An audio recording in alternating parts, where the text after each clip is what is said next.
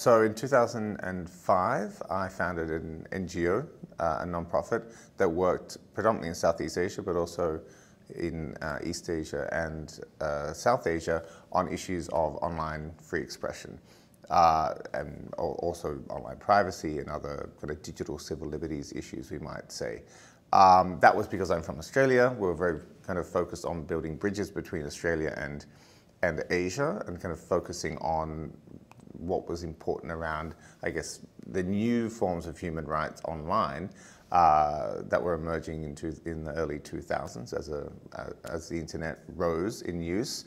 And so we were working in Indonesia. I lived in Indonesia for 5 years. I lived in Thailand for almost 4 years. I ran that NGO for almost 18 years. And we were dealing in countries with serious levels of repression of free speech.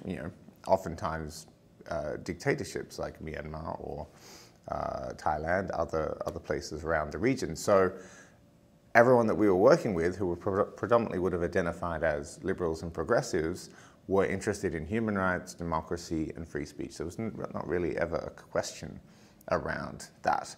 At some point, the question of disinformation began to pop up, and it was real in the sense that there really were state actors, say in the Philippines, who were building online troll armies to distribute mis and disinformation online, try and manipulate elections, decision-making, public opinion, etc. So that was real and is still real and needs addressing. And there were pernicious laws, such as in Malaysia and Singapore, where they would use fake news as a way, as mis and disinformation are used now, to squash dissent. And the progressive activists that we were working with in the NGOs, they knew that.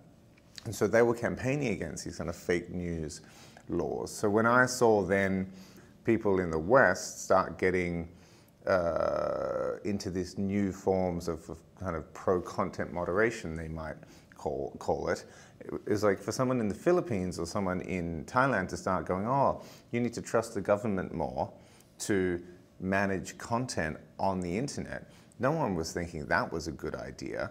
And so there was this schism that started developing. At the same time, because that NGO space is predominantly populated with people from the kind of middle and upper middle class, they took on far too much of the ideas that the West was imparting to them, also because the money was coming from the West. It was coming from the big foundations that they were reliant on. So, your nonprofit from the outside almost appears to be like many of these other nonprofits that exist right now that actually kind of, in the name of, making sure that good, accurate information is transmitted, are actually playing this kind of censorship role. So there's actually two things. So one, that organization was called Engage Media, that I've now left, and then started this new entity called LiberNet. And the previous organization that still existed, Engage Media, there were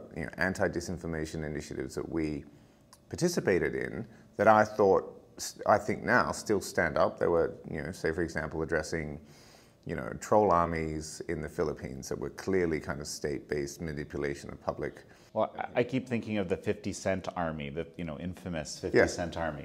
Yeah, so these things are real, but they totally overreached, and they overreached partly because the culture changed and people became kind of more pro-censorship, and because the philanthropy changed and started directing people more in this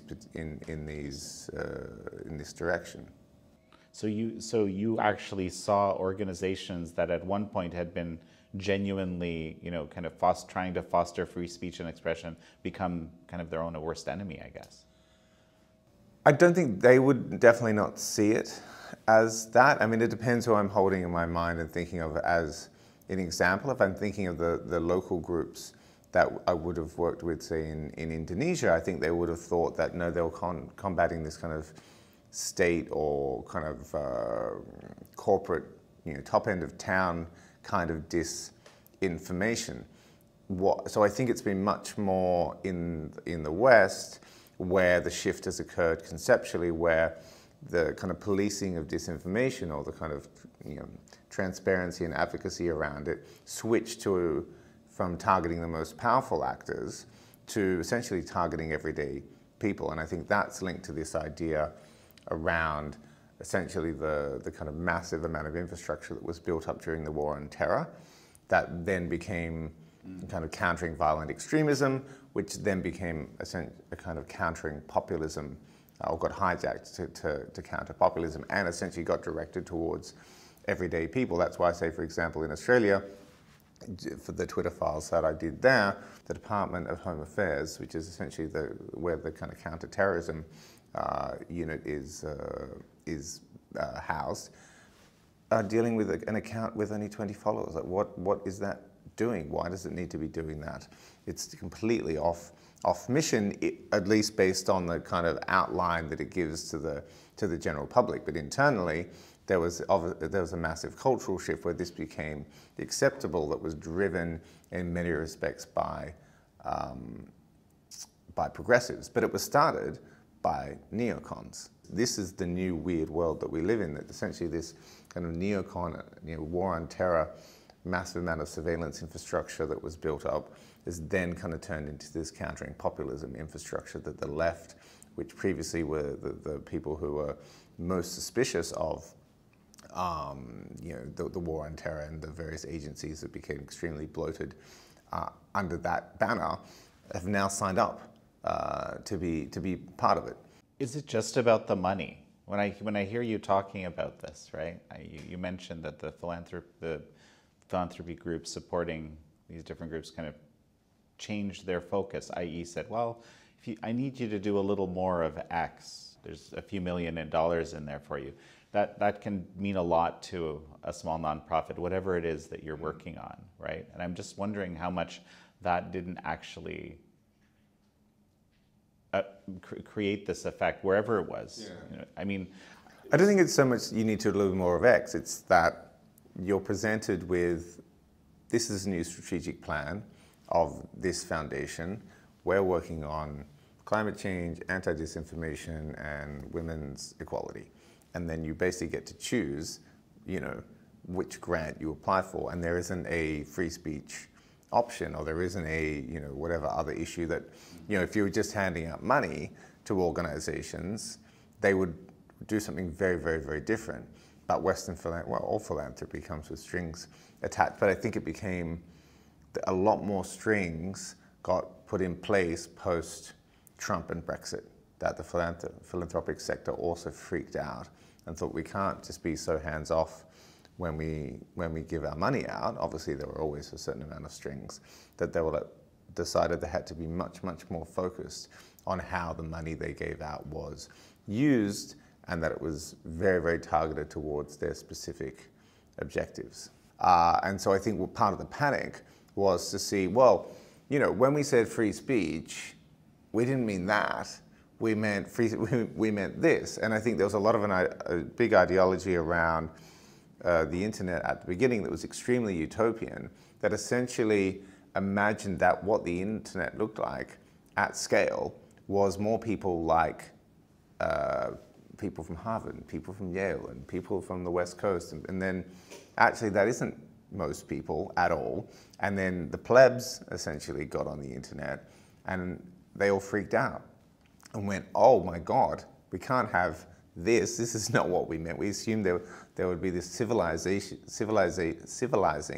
process. I don't know why they thought that would come along with this process of getting access to information, et cetera, and then you see this switch from, well, the internet's a bit out of control. There's an infodemic. It's dangerous, and there are problems. Like, that's absolutely true, but a certain amount of people were motivated, I think, for good reasons, and a certain amount of people were going, we're losing political control here. This is very, very dangerous. We need to do something. And it's all mixed up. So when you look at, say, that diagram of the censorship industrial complex, it's not that every single organization in there, or every single fact checker or university institute is, working for the man. It's that there's a mix. There's a total mix, and that's why, in some ways, it works.